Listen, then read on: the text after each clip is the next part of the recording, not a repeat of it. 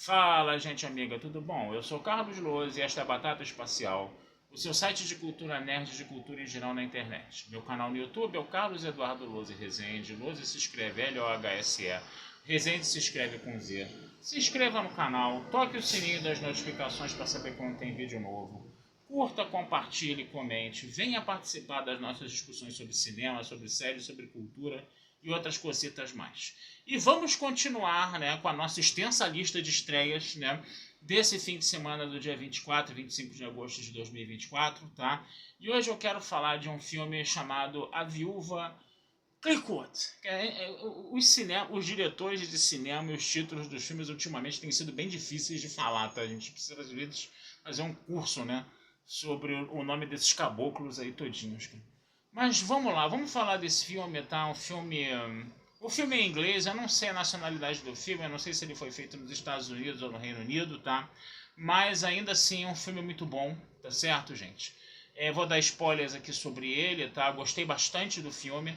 O trailer vendeu esse filme muito mal, tá? Eu acho que o trailer vendeu esse filme de uma forma muito, como podemos dizer assim, até meio que depreciativo. Ele não ficou, o trailer não ficou legal para esse filme, sabe? Eu fui ao cinema com o trailer na cabeça, tá, para ver esse filme e com umas expectativas não tão altas assim, de que eu veria uma coisa mediana, de uma coisa mais ou menos, como foi um trailer mais ou menos.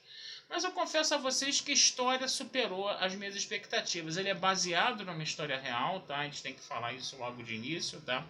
E vou dar spoilers aqui para falar sobre o filme.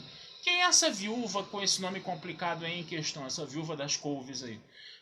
O que acontece? Ela era casada com um rapaz, né? Que era filho de um grande vinicultor, né? E eles acabam adquirindo, né, tendo uma vinícola, né, e os dois começam a trabalhar juntos nessa vinícola, lá junto com os empregados, coisa e tal, e eles adoravam fazer experimentos, né, com os vinhos para criar novos sabores, novos tipos de vinho, novos sabores, etc, coisa e tal. Só que o marido dela acabou ficando lelé, né, acabou ficando meio ruim das ideias, acabou pirando e essa doença acabou levando ele à morte. E a nossa moça, nossa viúva aí, que era Barbie o nome dela, não confundir com Barbie a boneca, tá? Mas é Barbie, tá? Sem o IE no final, só com o E no final. E a Barbie, né, tá lá no início do século XIX, né? Num universo predominantemente masculino, tá certo? E, obviamente, né, o pessoal falou, vamos vender, o sogro dela, né? Falou, vamos vender a vinícola por um bom preço, você vai ficar na minha casa, você vai ter uma vida estável, uma vida tranquila. E ela falou, não, não vou ficar na casa do senhor, não vou vender a vinícola e eu vou administrar a vinícola, né, por minha própria, vamos dizer assim, por minha própria conta, né. E aí o que acontece? Obviamente, né, isso foi um choque na época, né, ela realmente acabou desafiando, né, todo esse universo masculino quando ela faz isso, tá? Mas o mais interessante foi o seguinte: ela desafiou o universo masculino por paixão ao marido, porque ela, entendeu, via na vinícola, entendeu, a figura, a imagem do marido, a perpetuação do legado do marido, né? E manter a vinícola garantiria a perpetuação desse legado, entendeu? Então as pessoas podem falar, é um filme feminista, que é clichê, que luta contra o universo masculino da época, mas é bem interessante perceber, né, que a causa dessa luta dela era justamente preservar a memória do marido, né? Essa coisa da esposa totalmente apaixonada pelo marido, né? Às vezes pode ser vista até como uma parada meio submissa, né? Da mulher com relação ao homem. E de repente foi essa paixão, entendeu? Que ela tinha pelo marido dela, que acabou falecendo, que fez ela explorar esse universo masculino. Então isso é bem curioso, né? É bem curioso você ver como essa coisa foi trabalhada aí no filme, né? E aí, obviamente, ela vai ter uma série de dificuldades, né, para manter a vinícola, né? Ela continuou fazendo os experimentos e ela vai ter a ajuda do cara que vendia, né, os vinhos, né, para o marido dela, né? Que era um cara, vamos dizer assim, que tinha uma personalidade completamente diferente da dela, né? ela entendia, né, que os empregados tinham que ser tratados com harmonia, coisa e tal, que tinham que ser, que a coisa tinha que ser conversada, que a coisa tinha que ser debatida com relação à produção com os demais produtores, né? Ela tinha uma visão bem mais liberal, vamos dizer assim, enquanto que o vendedor falava, não, você precisa impor uma hierarquia, tá? Porque trabalhador de vinícola respeita uma hierarquia, tá? E você precisa se mostrar uma mulher forte. E aí essas duas pessoas, né? A viúva e esse vendedor, né? Dos vinhos, né? Eles meio que ali, né? Dialogam, né? As visões de mundo dos dois, né? E conseguem levar a vinícola adiante. Pois bem, existia um grande problema. A vinícola já tinha passado por situações terríveis de prejuízo, né? E no ano que o marido da nossa viúva acabou morrendo, né? Se toda a produção fosse vendida, no máximo eles iam zerar os prejuízos, né? Eles iam ter um lucro zero. Aí você não teria condições de pagar os empregados, essa coisa toda. E eles só teriam algum lucro se eles vendessem vinhos fora da França. Só que a gente estava em pleno período napoleônico, né? E o Napoleão estava, né, conquistando a Europa, estava lutando com outros países e ele estava fazendo embargo econômico com outros países. E aí, de repente, a nossa viúva vender vinho para outros países violaria esse embargo econômico do Napoleão, né? E aí a coisa teve que ser feita ali, meio que debaixo dos panos, né? De uma forma muito maleável, né? E aí entra o papel, esse vendedor, né? Que era um cara que era muito bem relacionado até com os inimigos do Napoleão, né? Todos eles falavam que odiavam a França, mas os inimigos de Napoleão falavam que odiavam a França, mas não odiavam esse vendedor, né? Compravam coisas com esse vendedor, né? E a coisa foi, né? Sendo levada, e aí a gente vai ter esse filme trabalhando essas questões, né? Trabalhando esses períodos de dificuldade, esses períodos de prosperidade, coisa e tal, né? E nessa mistura que você vai ter, que a nossa viúva clicou fazia, né? É aí que o champanhe vai aparecer, né?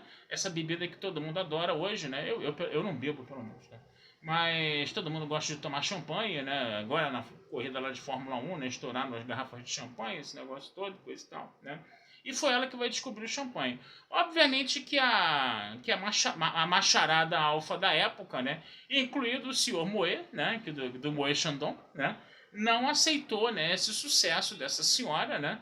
E eles acabaram indo com facas e dentes para cima dela de toda forma. Mas aí eu não vou me prolongar nessa questão toda aí, tá?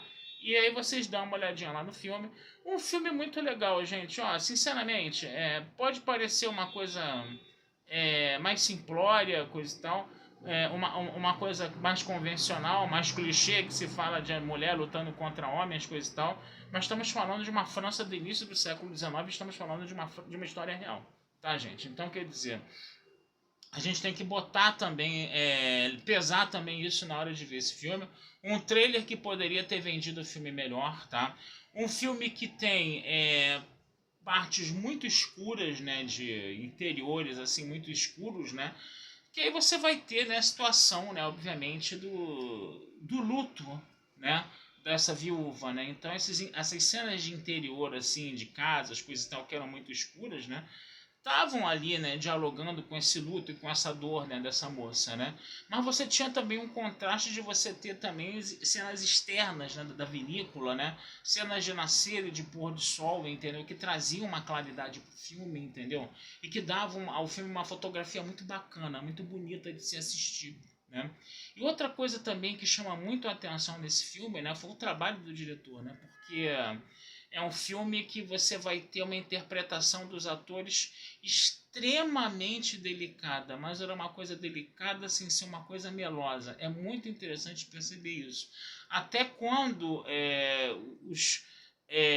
os personagens tinham que levantar um pouco mais o tom de voz, ficavam um pouco mais nervosos, coisa e tal, eles mostravam que estavam nervosos, mas eles não perdiam essa delicadeza de interpretação, o que acabou tornando um filme muito suave, um filme muito gostoso de se ver, entendeu?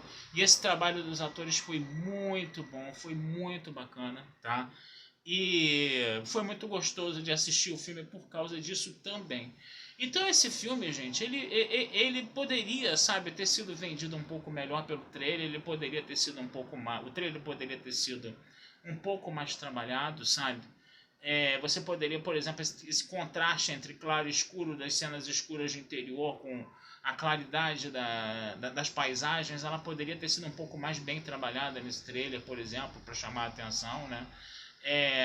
A coisa dessa interpretação, como podemos dizer, mais delicada, ela poderia se contrastar com momentos de um pouco mais de explosão emocional. Isso poderia ter acontecido também, né? Mas o filme vale a pena, gente. Eu confesso a vocês que eu gostei muito do filme. Eu recomendo fortemente para vocês assistirem A Viúva Clicou. Consegui, tá? Então é isso, gente. Vou ficando por aqui, tá? Desejando vida longa e próspera a todos, tá? Meu canal no YouTube é o Carlos Eduardo Luz Rezende.